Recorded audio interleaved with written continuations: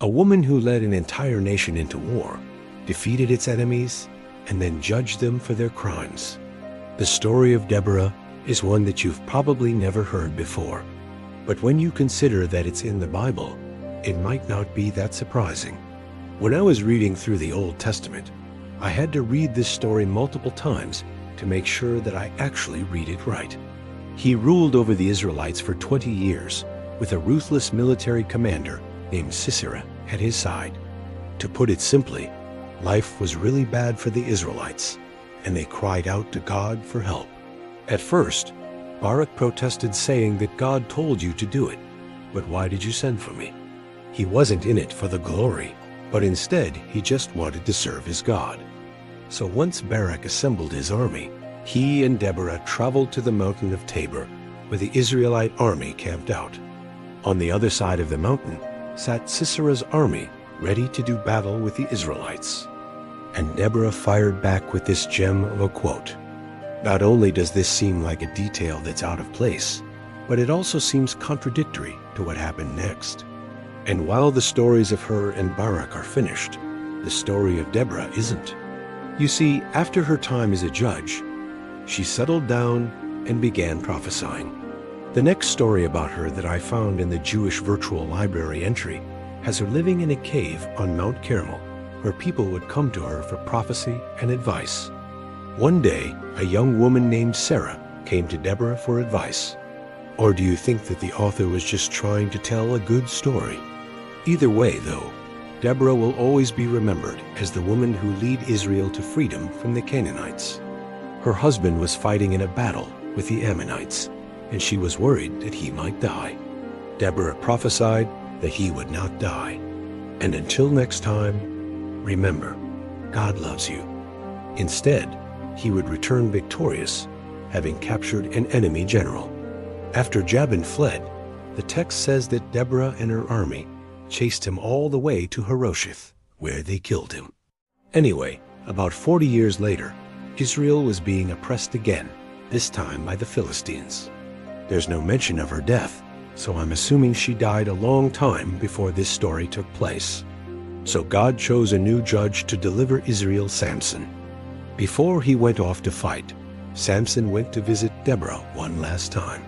She blessed him and prophesied that he would conquer the Philistines, but that he would also die at the hands of the Philistines. Sure enough, Samson accomplished great things for Israel, but he ended up dying at the hands of the Philistines. Truly, I will lead you to victory, but your journey will not bring you fame. And I won't even praise your genealogy in the assembly. Then Barak said to her, if that's how it's going to be, then count me in. They attacked in towns along the way, defeating and killing many Canaanites. Eventually, they made it to a city called Megiddo, where King Jabin's palace was located. She accomplished amazing things, yet her story seems to be filled with inconsistencies. Maybe the bias of the author is exactly what Rahab warned us about in Judges 12:11, saying that the Spirit of the Lord will cause them to do great things. But afterwards, they will surely return to their former wickedness and will not seek the Lord or inquire of him. Here they met up with a man named Gideon, who had already defeated 600 of Jabin's soldiers. Together, Deborah, Barak, and Gideon led an assault on the city. He answered their pleas by raising up a judge to liberate them, Deborah. And even still, I think that some parts of it may be misogynistic or perhaps written with a bit of an agenda by the author. Sisera sent a messenger to a woman named Jael to ask for water. This goes against what Barak said earlier, that this wouldn't be a glorious journey and that his genealogy wouldn't be praised. In fact, Deborah's genealogy is barely mentioned anywhere in the Old Testament. But hey, maybe it was just a slip-up by the author. She welcomed the messenger into her home, gave him milk to drink, then killed him and covered him in animal skins. I mention this because later on another woman named Sisera would also kill a messenger that came to her house. So I thought it was important to distinguish between the two women with the same name. Also, Sisera sent out 900 chariots with iron scythes to mow down the Israelites. But God confused Sisera's mind, and caused the chariots to go haywire, killing 700 of Sisera's soldiers. Nonetheless, there's no denying that Deborah is a truly fascinating character who absolutely deserves her own video. So let's jump right into it. Deborah was a warrior prophetess and the wife of Lapidoth, who delivered Israel from oppression at the hands of the Canaanite king Jabin.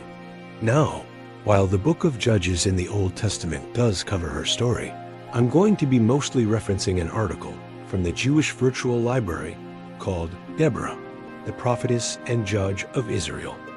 This article presents Deborah's story in a way that feels more neutral than the actual book of Judges. It also contains a lot more details and names people that aren't mentioned in the book of Judges. So we're going to use this article as the basis for today's video.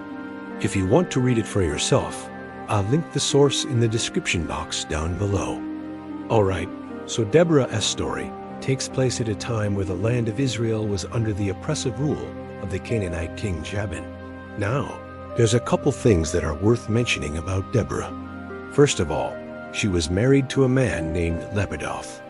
We don't know much about him, but he must have been a good guy since he gave up his wife to go and fight in a war that she was leading. Secondly, she was a prophetess, meaning that she received messages from God, which is how she knew that she was supposed to lead Israel out of Canaanite oppression. Lastly, she didn't do this alone. She had the help of a young man named Barak, meaning that these two led the Israelites to victory. So Deborah sent for Barak, told him that God wanted him to assemble 10,000 men and defeat Sisera, the commander of Jabin's army. Now, the fact that Barak volunteered to fight after hearing those words tells me a lot about him as a person. There's a couple more characters we should introduce now. Now here's where things get weird. Deborah leads the Israelites out of the camp and defeats Sisera's army, killing him in the process. But anyway, after Sisera's death, Deborah and Barak led the Israelites in a massive attack against the Canaanites. Now we come across another oddity in the story. After Jabin learned that Sisera died, he fled to his palace in Harosheth, which is a Canaanite city. Finally, Deborah led Israel for 40 years after the Canaanites were defeated. Now, I'm curious, does anyone else find it kind of funny that Deborah is basically running some sort of advice hotline from her cave? Now, at this point, we see the final mention of Deborah in the Old Testament. So overall, Deborah is a very interesting and complex figure. What do you think? Do you think Deborah's story was embellished to make her seem better than she actually was?